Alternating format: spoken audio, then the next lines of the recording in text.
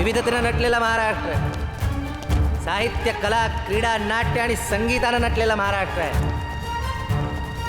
आणि बरं का, या संगीतातली अत्यंत सुंदर गोष्ट म्हणजे हे ढोल ताशे. अहो, ढोल ताशे वाजायला लागले ना की स्फुरण चढतं अंगावर, असं वाटतं की लढायला निघूया. पण लढणार कुठे, कुणाशी? आपल्याच माणसांशी. या सिस्टीम बरोबर लढायचं आपल्याला. परंतु त्यासाठी एक चेहरा तर हवा. तरुणांना त्यांची गोष्ट सांगण्यासाठी एक ऊर्जा हवी. ती ऊर्जा मिळते ढोल ताशांमधून. आणि म्हणूनच महाराष्ट्र युवा आघाडीनं ढोल ताशा पथकांचं राज्यव्यापी संघटन करून आज इथे तुमच्या समोर आणलेली ही महाराष्ट्र युवा ढोल ताशा आघाडी तुमच्यासाठी.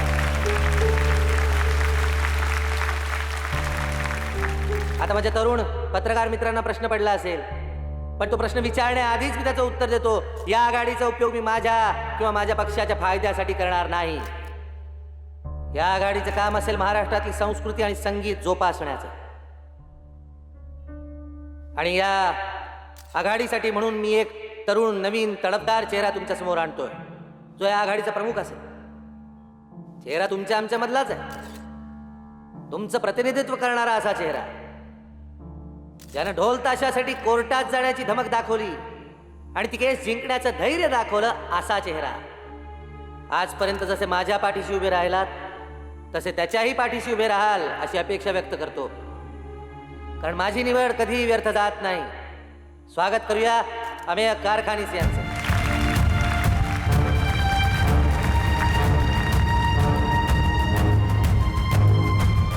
भाऊ, तुमच्या हस्तेच होऊ दे शुभारंभ.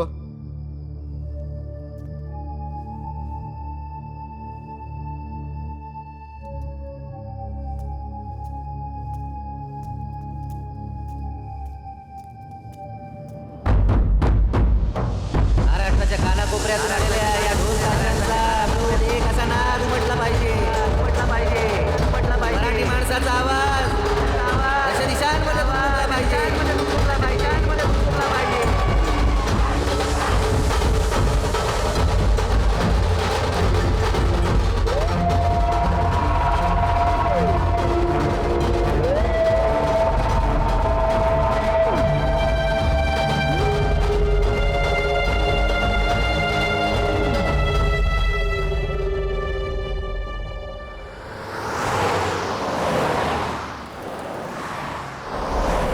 महाराष्ट्र अत्याधुनिक व्हावा हे आमचं स्वप्न आहे. महाराष्ट्रात देशातलं एक नंबरचं राज्य व्हावं यासाठी आम्ही विविध योजना राबवतोय. उपेक्षित घटकांना हात देतोय,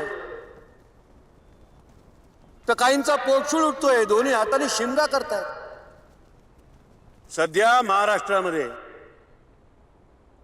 प्रत्येक जण उठला का भुंकण्याचंच काम करतोय. अरे बाबांनो, सांगून जर समजत नसेल तर तोंड कशी बंद करायची ते आम्हाला ठाऊक आहे ना. आता या आवाजामध्ये भर पडली आहे ती ढोल ताशेवाल्यांची. एक सणासुदीला वाजवणं ठीक आहे हो, पण हे उठले की लागले पाडवायला. आता याच्यामुळे काय होतंय? कानठळ्या बसतायत, ध्वनी प्रदूषण वाढते. खरं तर आमच्या पुतण्याबद्दल बोलायची आमची इच्छाच नाही, पण काय करणार, तुमच्यासारख्यानं उत्तर द्यावी लागतात ना. ढोल ताशाचं पथक काढून समाज सुधारणेचा अभिनव उपक्रम राबवलाय म्हणे यानं. आता अंगा खांद्यावर खेळलेला पोर आमच्याच खांद्यावर बसून जर कानात पाणी ओतायला लागला तर त्याला जमिनीवर उतरावं लागेलच की. आता वाट चुकू नये म्हणून करंगळी धरून याला चालवला. यानं आम्हालाच करंगळी दाखवली घेऊ. आता स्वतःच्या काकाला ज्याने करंगळी दाखवली तो महाराष्ट्रातल्या जनतेला कुठलं बोट दाखवील? पेशवाईमध्ये काका मला वाचवा, काका मला वाचवा अशी बोंब ठोकायची वेळ आली होती एका पुतण्यावर.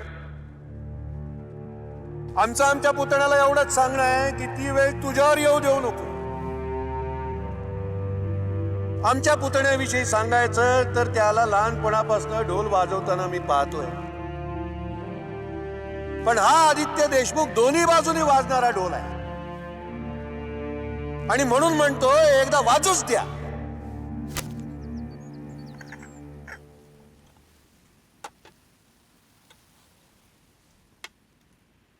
काय तर म्हणे लहानपणापासून आमचं बोट धरून चालला, करंगळी धरून चालला. हो धरून चाललो, पण मोठा होणार नाही का? आणि तुम्ही मोठं होऊ दिलं कुठे? तुमच्या त्या माणिकराव देशमुखांचे काही मनसुबे असतील ना, ते पूर्ण होऊ देणार नाही मी. माझे कितीही पंख छाटण्याचा प्रयत्न केला ना, तरी माझी भरारी तोडू शकत नाही. भरारी घेऊन दाखवीन. हा जो काटशाचा खेळ आहे ना, तुमच्या पिताश्रींकडून, माणिकरावांकडूनच शिकलोय आम्ही. फक्त आता अभ्यासक्रम बदललाय हे ठाऊक नाही त्यांना.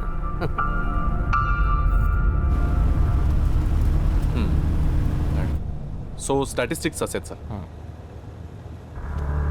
आणि हे नंबर्स. आम्ही महाराष्ट्रातली युवा शक्ती संघटित करता आली पाहिजे, आणि हे तुमच्या या ढोलताशा पथकांच्या माध्यमातून सहज शक्य आहे. हो.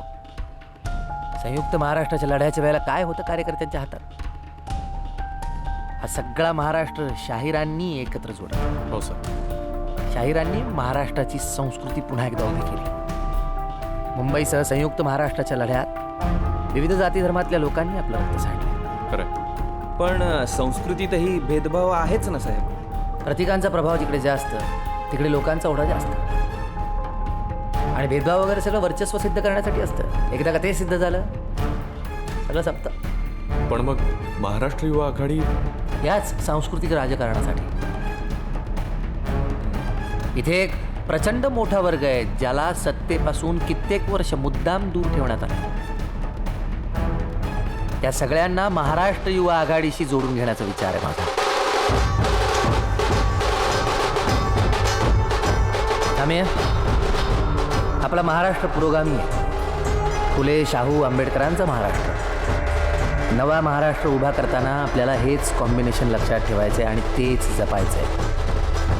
महाराष्ट्र सुद्धा वेगवेगळ्या कारणांनी विभागलाय. शहरातला तरुण, गावातून शहराकडे शिक्षणासाठी येणारा तरुण, गावातला तरुण, या सगळ्यांना एका ध्येयाने एकत्र आणलं पाहिजे. नुसतं रस्त्याने जाताना तुम्ही फक्त लोकांना नुसतं पाहिलं ना तरी लोकांना हायसं वाटतं. आणि गावची जी पोरं आहेत यांना तुमच्या असण्याने लय हुरूप वाढेल. साहेब घ्या की त्यांना पका खाली. काय आहे, आधीच तर बाकीचं पक्ष त्यांना चवली पावलीनं वापरतात. सळसळणारं रक्त आहे त्यांच्या अंगामध्ये. त्यांना काय शिकवणार आताच्या काळामध्ये? तलवारबाजी नाही ना. हा विस्कळीत जो तरुण आहे, विखुरलेला आहे, ते एकत्र येतील मिश्र संस्कृतीतूनच. त्यांना त्यासाठी प्लॅटफॉर्म हवा आहे, आणि तो आहे आपल्या या महाराष्ट्र युवा ढोलताशा आघाडीमध्ये. बाबूभाई, आपल्या पॉकेट्समध्ये जे कॉर्पोरेट्स आहेत त्यांना ढोलताशा आघाडीसाठी फंड्स द्यायला भाग पाडा. त्यांना संपूर्ण सिक्युरिटी द्या, गॅरंटी द्या. आणि आता सत्तांतर दूर नाही. जे कॉर्पोरेट्स आपल्याला मदत करतील, सत्ता आल्यानंतर त्यांना म्हणावं आमचा हात दातृत्वाचाच राहील. या ढोलताशा पथकातल्या तरुणांचं जर आपण ह्युमन रिसोर्सेसमध्ये कन्व्हर्जन करू शकलो, पहा म्हणजे त्यांनाही उद्योग मिळतील. ढोल ताशा पथकातली मुलं तुम्ही म्हणताय तशीच आहेत सर. प्रॉब्लेम फक्त एक आहे, त्यांच्यातले इगो बाजूला करून त्यांना एकत्र आणता आलं पाहिजे. ढोल ताशा पथक म्हणजे शिस्तीचं प्रतीक आणि युवा शक्तीचा स्रोत आहे. म्हणून या ढोल ताशा पथकांचं संघटन होणं मला महत्वाचं वाटलं. याची एक कार्यकारिणी असावी असं मला वाटलं. आज या बैठकीमध्ये आपण अशीच एक कार्यकारिणी उभी करणार आहोत, कारण यातूनच महाराष्ट्र युवा ढोल ताशा आघाडी हे सांस्कृतिक संघटन उभं राहील आणि एका मोठ्या शक्तीचा स्रोत आपल्याला इथे निर्माण करता येईल. पथकांची आघाडी निर्माण करणं म्हणजे युवकांना सामावून घेणं. सर, मला असं वाटतं येत्या 6-7 वर्षांमध्ये आपण ढोलताशांच्या माध्यमातून हे जर करू शकलो तर 2020 मध्ये आपल्या प्रभावाचा 60% तरुण महाराष्ट्रात असेल. आणि तोच आपला मतदार असेल. करेक्ट. तो नवीन महाराष्ट्र घडवण्यासाठी कटिबद्ध असेल माझ्यासोबत. Excellent focus.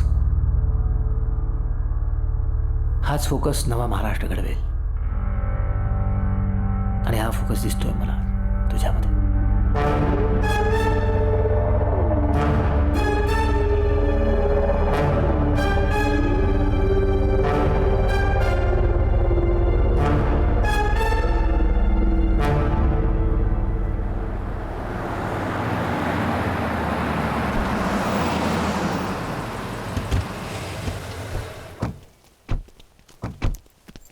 आम्ही भाऊ हेच फोडायचं का? पोरं आलीत आपली सगळी. बाळगुजे, जरा थांबा. याही पलीकडे आयुष्य असतं. संग्राम थांबा जरा 2 मिनटं. बरं ही बाई तुला आज तरी इथे भेटणार आहे का? कोणास ठाऊक, बघूया. आलिया भोगासी असावे सादर. हॅलो. या. काय मी काय केलं? नमस्कार, मी आमिया कारखानेस. सर तुम्हाला कोण ओळखत नाही. गोजरी गुप्तेंना भेटायचंय. तुम्ही बसा ना, मी निरोप पाठवते. थँक्यू.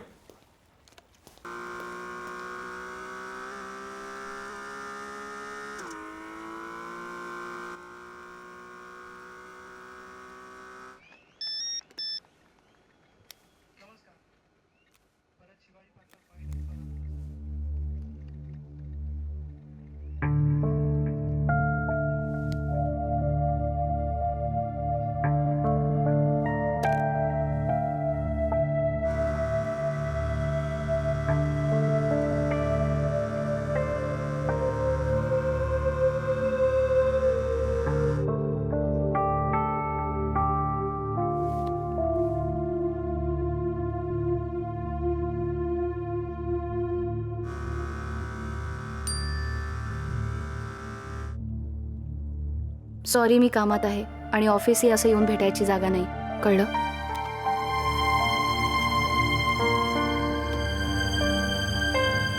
अशी किती कारले फोडली हो तुम्ही? फोडले असतील 50-60. हां, जास्त नाही. संग्राम, चल निघायचंय का? आपल्याला. काय झालं काय? आम्ही चल संग्राम. चला.